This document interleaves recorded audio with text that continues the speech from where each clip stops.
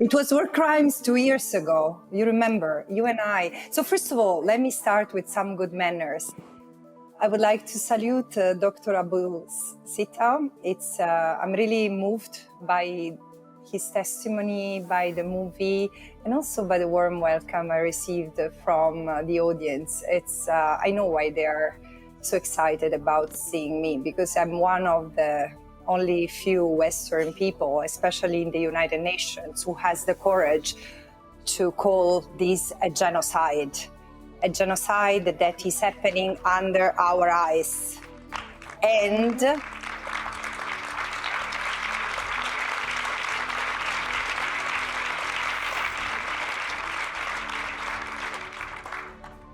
no, it's not about war crimes.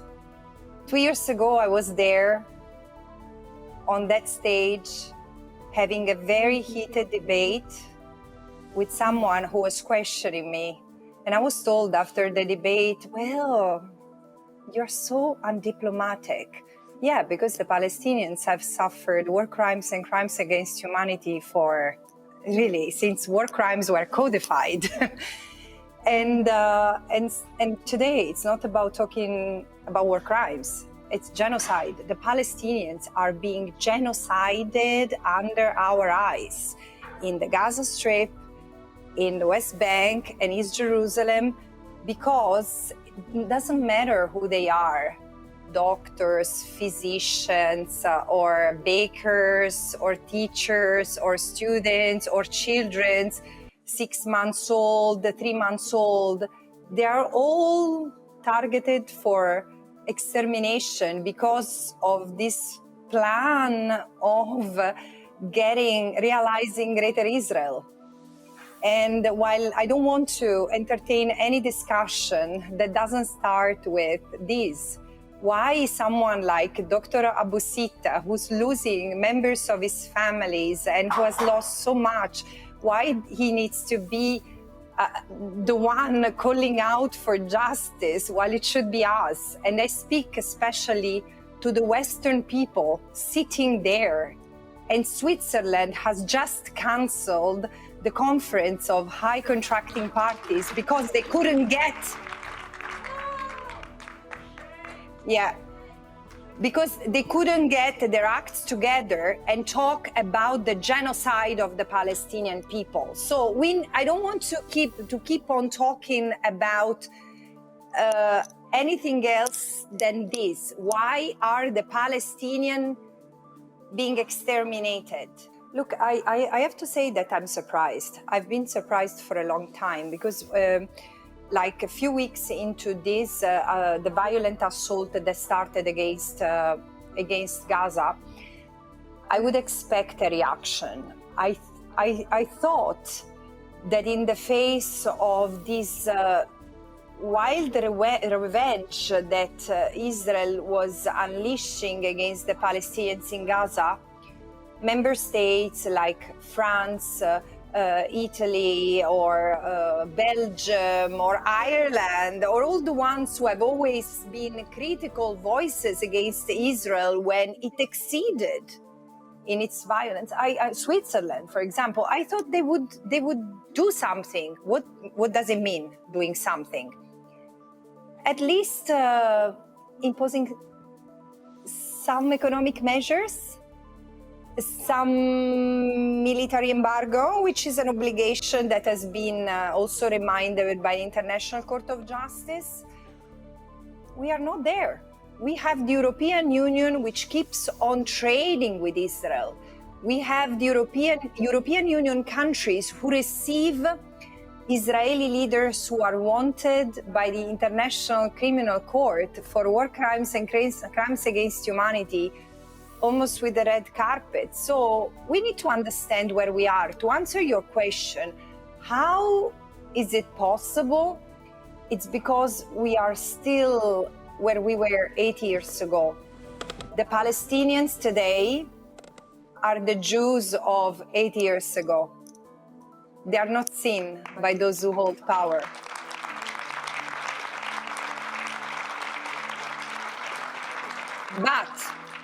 But I have positive news here. And this is something that comes, I've realized it was told me by a rabbi in New York last year. He said, I lost all my family in the Holocaust, and I'm sure that had more people like you been around, maybe you wouldn't have been able to stop the Holocaust of my people, but you would have saved lives. And this is why I need, as a Western person, as a proud Western person, I need to do everything in my power to make sure that this is stopped, that the Palestinians are not erased from their land. Those in the Gaza Strip, those in the West Bank, in East Jerusalem, those with Israeli citizenship, and one day the refugees have the possibility to return to their land, which is in Israel. Oh no, definitely, Serge, and I can definitely see that you have not read my last report, Genocide as Colonial Erasure, because if you had, you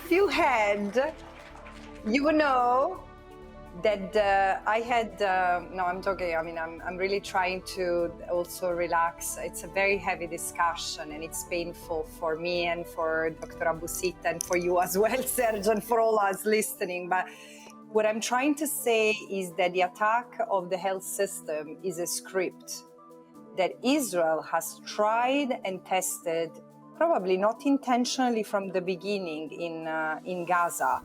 But then already in October 2024, I told the members of the General Assembly in New York that the attacks on the health system were systematic in the West Bank as well.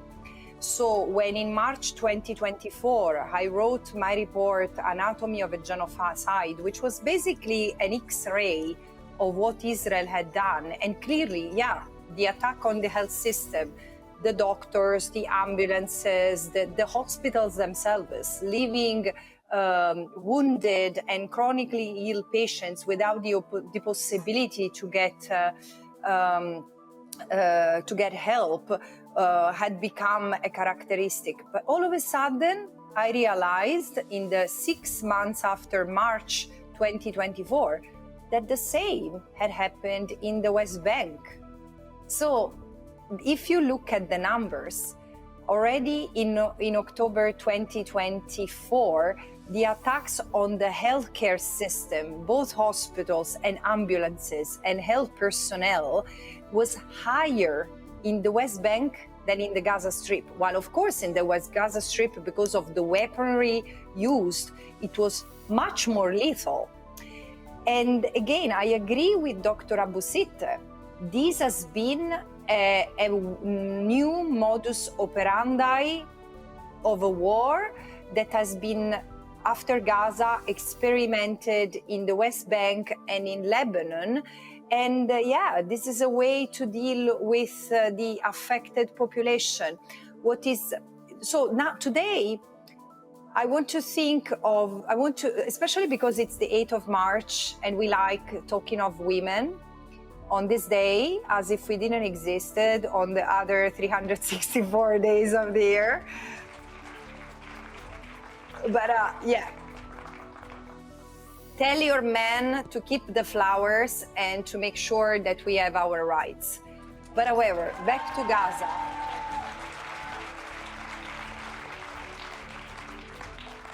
There are 156,000 women who are about to give birth. 156,000.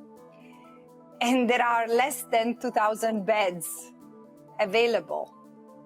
This is the result of the genocide. The destruction of the hospitals and the destruction of the health infrastructure, it has happened by design. And so that even if they were not to resume the heavy bombing of the genocide survivors in Gaza, because let's be honest, this is what is left. There is nothing else to destroy other than the physical body of the genocide survivors in Gaza. But even if they didn't resume bombing, people will keep on dying because of what it has been done. And if the aid that has been agreed upon is not delivered and is not being delivered, the effects of the genocidal campaign will continue. And so the genocide, let's understand what is genocide. Genocide is the destruction of a people as such. It's not complicated, in fact, it's very simple. And it will continue until and unless it's stopped. And I agree with Dr. Abusita. There is a complete mismatch between the political leaders and business people and the masses, whom I belong to as a special rapporteur. And so this is the time. I do see this, what's happening in Palestine, what's happening to the Middle East, what Israel is doing as such a slap to humanity, to the human rights system, to the multilateral order, that we need to decide where we want to be. We want to continue as human beings to suffer the repression of bullies, or do we really want to stand up and take care of a system that protects us without killing others? And this is what I think we should all stand for. I don't even have to go in there, because simply Israel doesn't have the right to wage a war against the Palestinians, full stop. It's so simple, you know, because Israel occupies the West Bank, East Jerusalem, and the Gaza Strip. So the only fully lawful thing that Israel can do is to withdraw the troops, dismantle the settlements, and stop controlling natural resources, borders, and airspace of Gaza. Sure, but Israel has been attacked by Hamas on October 7th. So when they replied, they said Hamas is hiding in hospitals. We have to target hospitals. Yeah, and they had been attacked by Hamas. And so Israel had attacked the Palestinians and Hamas in 2007, 2012, 2014, 2018, throughout the year, 2021 and 2023. So if your argument, if Israel's argument is right, that you can destroy everyone and everything because you have been attacked, then the Palestinians had some reasons to do what they've done, which is not what I'm saying. I'm saying that I believe there are rules, and the rules apply to everyone. So while I condemned the killing of civilians, Israelis and Palestinians, so I say if Israel continues to strike preventively the West Bank or the Gaza Strip, this is what they will get. I think that this is the first time in many years that I see in a debate a question being asked to the moderator, which is interesting. But I would also like to say, I mean, Serge, of course, is not against you. There is a sense of frustration toward Western media that is, I'm glad to see being heartfelt among Western people, because I do look forward, as I've said before, to the day there will be an investigation on the role of the media, corporate media in the West, who have not only in the first days of this genocide, because, listen, I mean, myself, in the first 5-6 days, under shock, because what happened on October 7th shocked everyone, because, of course, we are used to see the Palestinians being slaughtered. The moment I saw myself, Israelis being slaughtered, I have a very strong reaction, and I say, what's this bestiality, and blah, blah, blah. And so, of course, this is normal. The point is that after those 5, 7, 12 days, no one has really investigated what we were fed by the Israeli government. So while and this is where things have gone completely wrong, because even in Israel, there were journalists from 972 and Haaretz warning about the lies of the government or the military, the Western corporate media have thrived on a life of their own over these lies and never corrected. And on the contrary, they have never taken a stance, an independent, unbiased stance vis-a-vis what was happening. And let me be very clear, it's not normal. It's not normal that for 16 months, because this has not stopped yet, we have the story of what has happened and what is happening in Gaza on main newspapers and televisions being told by the Israeli army. So, and this is something totally unprecedented. It would be like to give a microphone to Russia to hear about the invasion of Ukraine. So again, I think it's totally fair, and it's not against you, but it's really a general criticism that we need to have against Western media. I would like to comment also what was just said. I love the concept of liberation medicine. I never heard it before, but it makes total sense to me. And I see also, probably we should call it the liberation humanitarianism, because it's totally different from what NGOs from the part of the world I come from are very up to, like stepping in once the harm is done and perish the thought they say a word about the harm that continues to be done, because there is Palestine, and this past 16 months have somewhat changed also the way of humanitarianism. For humanitarianism to intervene, it has shown that it doesn't take long, and it doesn't take much, and it doesn't take necessarily extra funds from Switzerland or from the European Union to be human.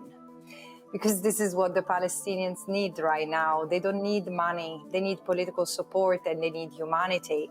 And so as the BDS movement or the Hind Rajab Foundation are proving, there is so much that can be done without waiting for government's charity.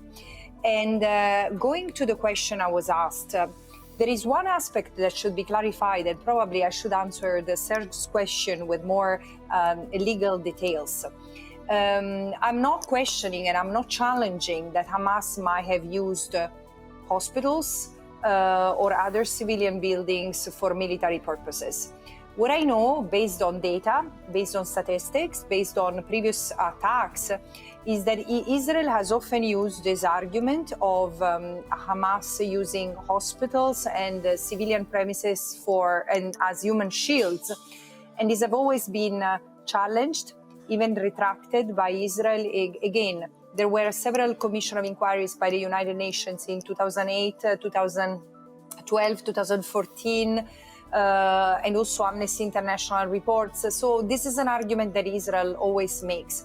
But while, of course, a civilian object, including a hospital, loses its protected status when it's used for military purposes, Israel has an obligation to still, again, if the attack on Gaza was lawful, and for me it's not, but even if it was lawful, it's not that you can destroy a hospital in its entirety, because if it was at a certain point used for military purposes, you know, and in any case, even if and again, it has been for Al-Shifa, it was clearly proven as a construction or a lie made by Israel, but also the medical personnel and the civilians in there do not lose their civilian status. So what was the reason for killing and torturing, arbitrarily arresting and detaining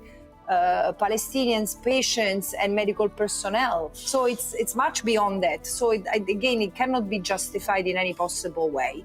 Now, going to the question, look, I think that basically there has been a departure from international law over time that has manifested in its brutality over the past 16 months. So international humanitarian law has been completely scrapped And this is something, this is where I look at Switzerland with a sort of sense of interrogation and saying, hello, are you the custodian? Or, I mean, it's the host of the ICRC, the most neutral state in Europe. So what is about the protection of those very rights and tenets of international humanitarian law that have been crushed in Gaza? But however, do I have trust in the system, and how do we build on it? I do have trust in the system. I still have trust in the system. The point is, who are the guardians of the system? Because the political establishment in the West has proven unable or unwilling to take care of that system.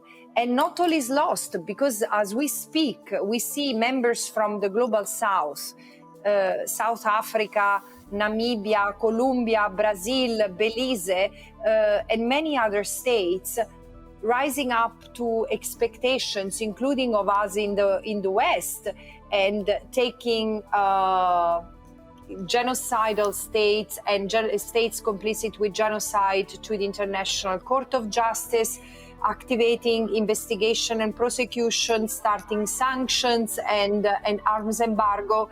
So I think that we are witnessing a complete shift of balance, where the West, unfortunately, is become more and more irrelevant, but other powers are rising to shelter and to shield as much as possible the multilateralism system that has been sort of hijacked for the past decades for imperialistic interests.